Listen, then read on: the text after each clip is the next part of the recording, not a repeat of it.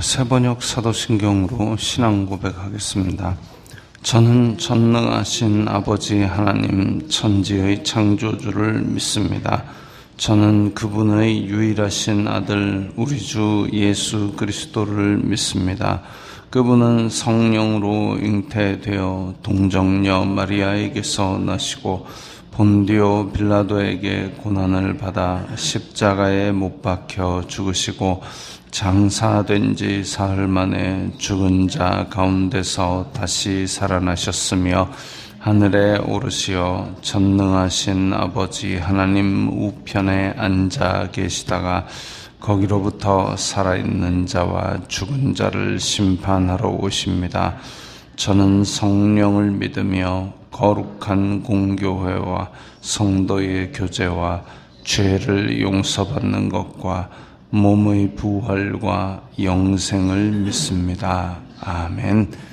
거룩하신 아버지 하나님 감사합니다.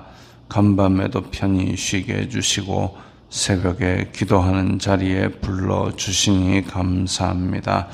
이 시간 저희들이 마음 중심으로 주님을 경외하게 하여 주시옵소서. 예수님 이름으로 기도드리옵나이다. 아멘. 찬송가 450장입니다. 찬송가 450장입니다.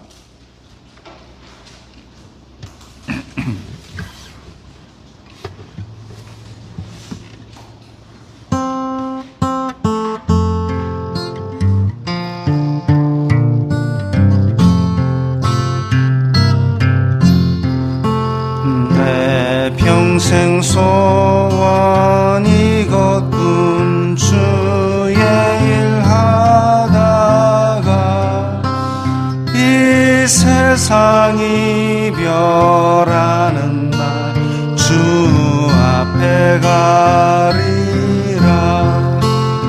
꿈같이 헛된 세상 일 취할 것 수고함만 하여도 헛된 것뿐일세. 불같은 시험 많으나 겁내지 맙시다. 구주의 권능 크시리 이기고 남겠네. 금보다 귀한 믿음은 참 보배 되도다. 이 진리 믿는 사람들 다 복을 받겠네. 살같이 빠른 광음을 주 위에 몸과 마음을 바치고 힘써서 일하세.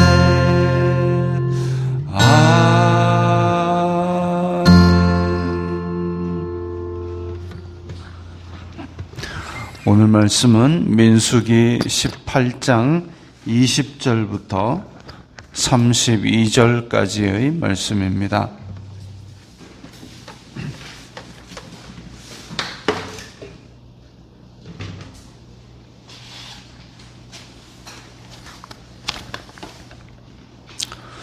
민수기 18장 20절부터 32절까지의 말씀 함께 읽겠습니다.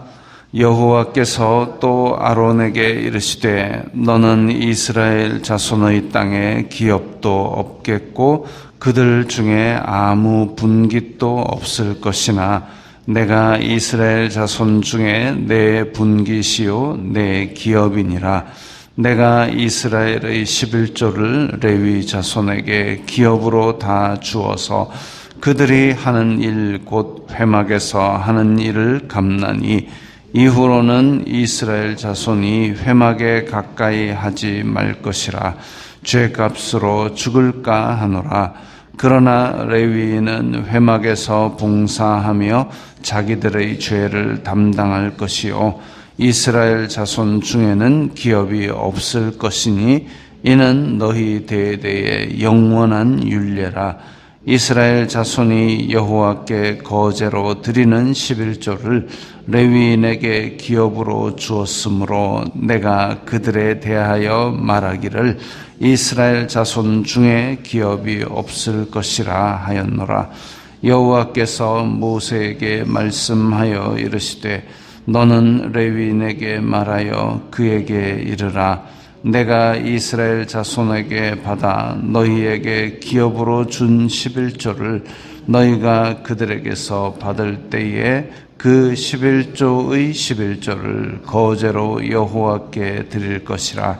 내가 너희의 거제물을 타작마당에서 드리는 곡물과 포도즙 틀에서 드리는 즙같이 여기리니 너희는 이스라엘 자손에게서 받는 모든 것의 11조 중에서 여호와께 거제로 드리고 여호와께 드린 그 거제물은 제사장 아론에게로 돌리되 너희가 받은 모든 헌물 중에서 너희는 그 아름다운 것 곧 거룩하게 한 부분을 가져다가 여호와께 거제로 드릴지니라. 이러므로 너는 그들에게 이르라. 너희가 그 중에서 아름다운 것을 가져다가 드리고 남은 것은 너희 레위인에게는 타작마당의 소출과 포도즙 틀의 소출같이 되리니 너희와 너희의 권속이 어디서든지 이것을 먹을 수 있음은 이는 회막에서 일한 너희의 보수임이니라. 너희가 그중 아름다운 것을 받들어 드린즉 이로 말미암아 죄를 담당하지 아니할 것이라. 너희는 이스라엘 자손의 성물을 더럽히지 말라. 그리하여야 죽지 아니하리라. 아멘. 자, 오늘 본문에 보면 크게 그 이스라엘 자손들이 드리는 11조 그리고 그 11조를 받은 레위인들의 11조에 대해서 말씀하고 있습니다. 그럼 11조는 도대체 어디서 시작된 것이냐?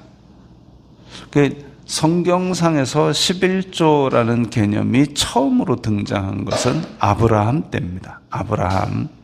아브라함이 그 연합군과 싸워서 이기고 돌아올 때에 여호와의 제사장 멜기세덱을 만나고 그래서 거기서 전리품 얻은 것의 10분의 1을 드리면서 그래서 멜기세덱이 복을 빌어주는 장면이 나옵니다. 거기서 알 수 있는 것은 11조는 자원제이다. 의무가 아니라 내가 자발적으로 드리는 제사다. 제물이다.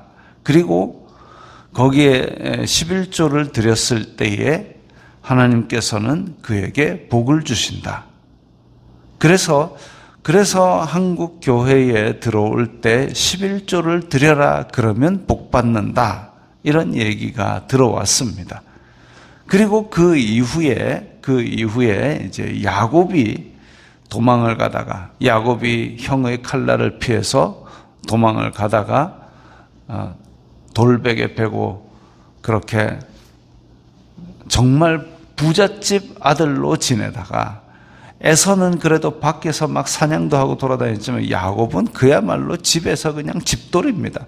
그래서 집에서 오냐 하고 엄마 사랑만 푹 받고 크다가 뜬금없이 나와서 돌베개 베고 자는 노숙을 하게 됐으니까 얼마나 서럽겠습니까? 그래가지고 기도를 하는 거죠. 하나님, 내가 무사히 돌아온다면 이 자리가 하나님의 집이 될 것이요. 그게 하나님의 집 벳엘입니다. 이 자리가 하나님의 집이 될 것이요. 내 모든 수입의 10분의 1을 하나님께 드리겠습니다. 그렇게 서원을 하지요. 거기서도 11조는 자원제물입니다. 그런데 그렇게 자원하는 제물이고 그 다음에 그것을 드리게 되면 하나님께서 복을 주신다라고 되어 있는데, 오늘 말씀에 보면 11조를 드리라라고 그렇게 의무로 말씀을 하고 계십니다. 하나님께서 택하신 백성인데 11조는 의무다. 어떤 11조냐면 거기에서 하나님께 거제로 드리는, 그러니까 곡식으로 드리는 예물의 10분의 1, 그것은 그러니까 11조를 드리는 것이 이스라엘 자손들이 거기 약속의 땅에서 거두는 곡물들의 11조를 드리게 되는데, 그것에 대하여 하나님께 드린 곡물은, 그러니까 11조로 드리는 곡물은 레위인들의 식량으로 사용되게 된다라고 용도를 밝히고 있습니다. 그러면서 레위인들은 너네들은 경작할 땅이 없다.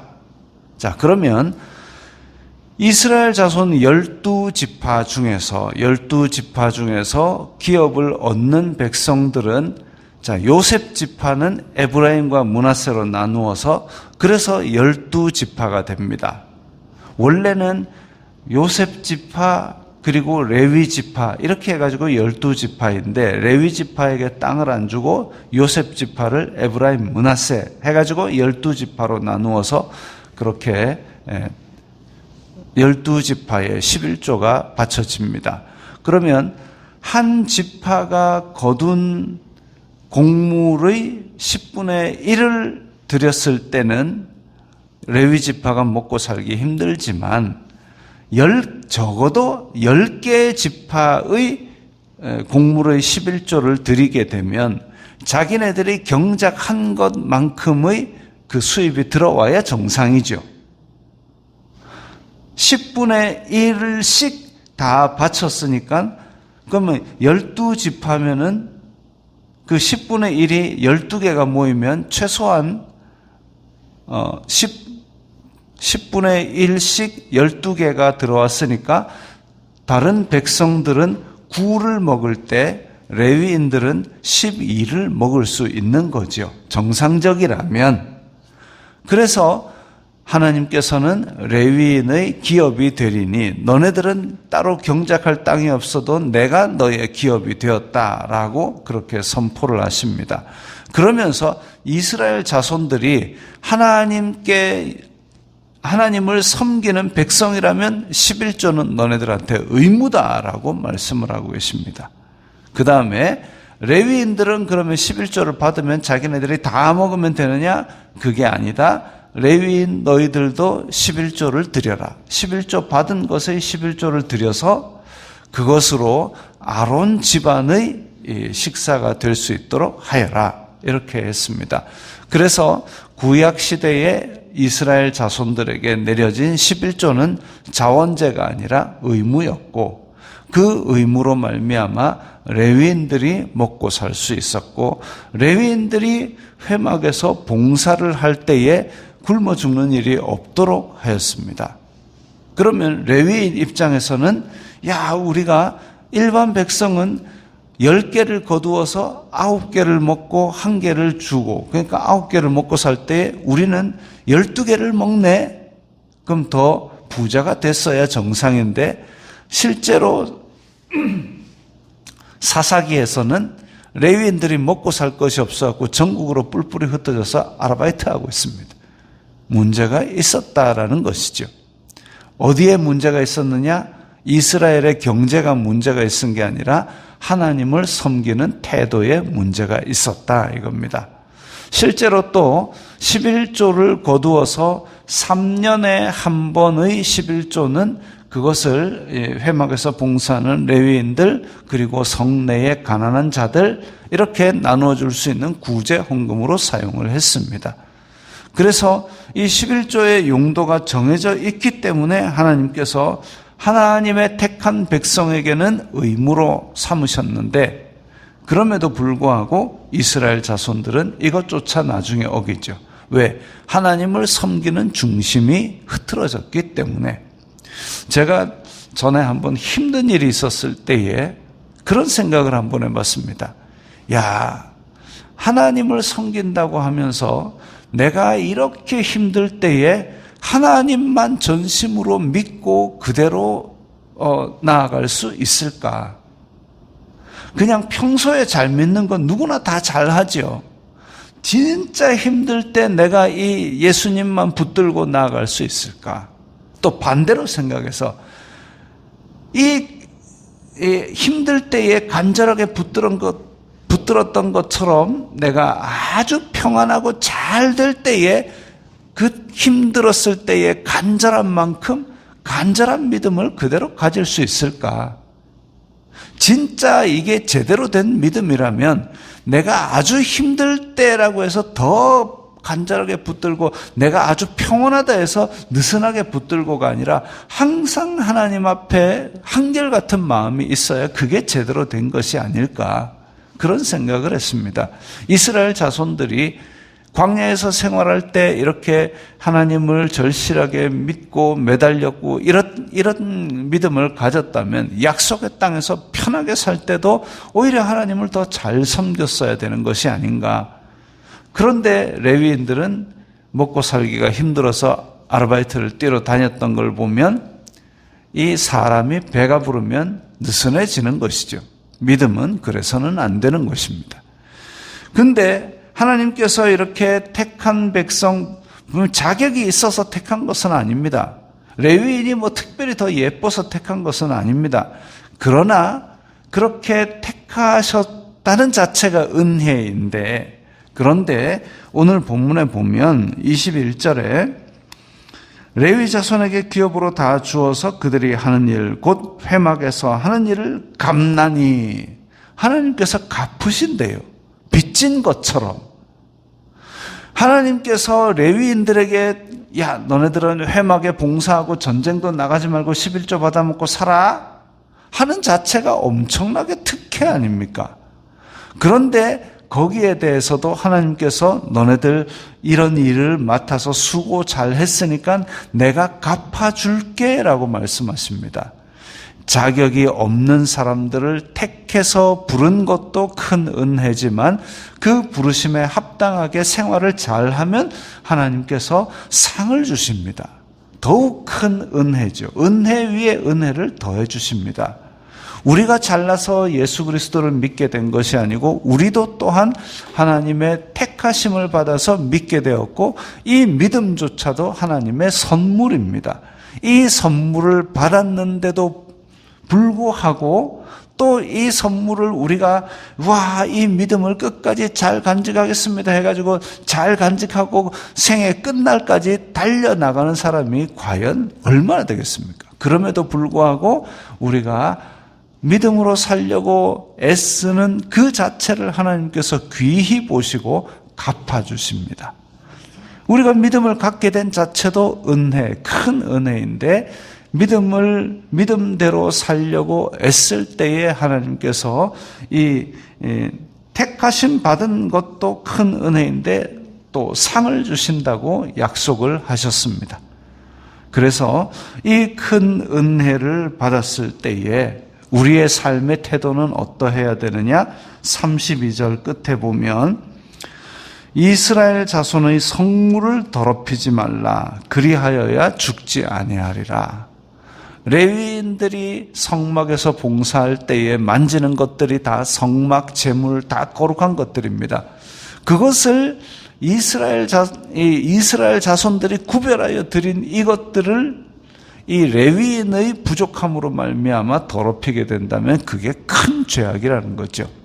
마찬가지로 우리가 하나님께 받은 은혜를 우리가 귀한 줄로 여기고 하나님의 은혜가 값없이 주어졌다 할지라도 우리에게는 가장 귀한 것임을 깨닫고 그렇게 귀하게 여길 때에 이게 바로 제사장의 프로의식이죠. 그리고 크리스찬들의 믿는 성도들의 프로의식입니다. 그래서 받은 바 본분대로 잘 지켜 행하는 것, 이것이 우리가 지켜야 될 큰 의무이라고 생각을 합니다. 그래서 이 말씀대로 우리는 제사장, 하나님의 나라 택하신 백성 되었다는 것을 잊지 말고 이 은혜 위에 상급을 향하여 날마다 달려가시기 바랍니다. 기도하겠습니다. 거룩하신 아버지 하나님, 감사합니다. 저희들을 택하사 믿음 주시니 감사합니다.